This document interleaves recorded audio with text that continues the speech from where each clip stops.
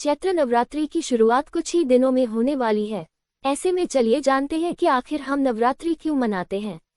नवरात्रि को 9 दिन मनाने के पीछे की कहानी भी जानने की कोशिश करते हैं। नवरात्रि के दौरान माता दुर्गा के 9 स्वरूपों की पूजा की जाती है। शक्ति स्वरूपा देवी दुर्गा को प्रसन्न करने के लिए साल में 4 बार नवरात्रि पड़ती है, जिनमें एक बार शारदीय और एक बार चैत्र नवरात्रि। इसके अलावा 2 बार गुप्त नवरात्रि के दौरान भक्त माता की आराधना करते हैं। नवरात्रि में माता की पूजा अर्चना करने का विधान सदियों से चला आ रहा है। लेकिन क्या आप जानते हैं कि नवरात्रि की शुरुआत कब और कैसे हुई? सबसे पहले नवरात्रि में 9 दिनों तक व्रत किसने रखा? अगर नहीं तो आज हम आपको बताएंगे कि नवरात्रि मनाने की शुरुआत कैसे हुई थी और सबसे पहले किसने नवरात्रि का व्रत किया था।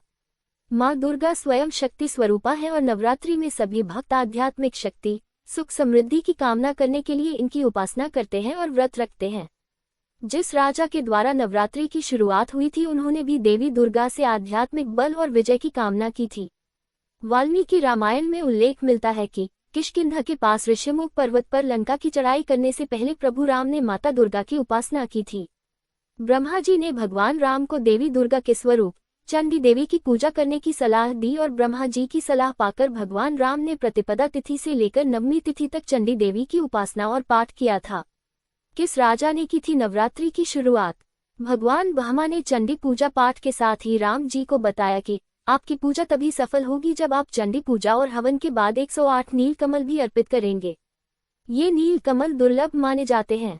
राम जी ने अपनी सेना की मदद से ये 108 नील कमल ढूंढ लिए, लेकिन जब रावण को ये पता चला कि राम चंडी देवी की पूजा कर रहे हैं और नील कमल ढूंढ रहे हैं, तो उसने अपनी मायावी शक्ति से एक नील कमल गायब कर दिया।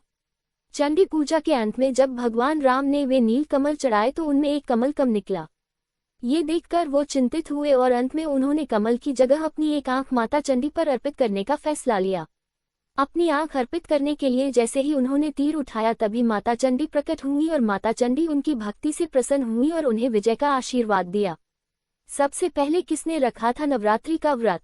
फिर प्रतिपदा से लेकर नवमी तक माता चंडी को प्रसन्न करने के लिए प्रभु श्री राम ने अन्न जल कुछ भी ग्रहण नहीं किया।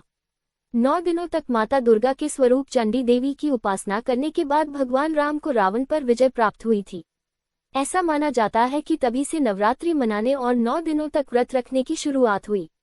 ऐसे में भगवान राम ही नवरात्रि के 9 दिनों तक व्रत रखने वाले पहले राजा और पहले मनुष्य थे। साल 2024 में चैत्र नवरात्रि की शुरुआत 9 अप्रैल से होने जा रही है। माता की कृपा प्राप्त करने के लिए भक्त व्रत रखते हैं, जो कि बेहद शुभ फलदायी माने जाते हैं।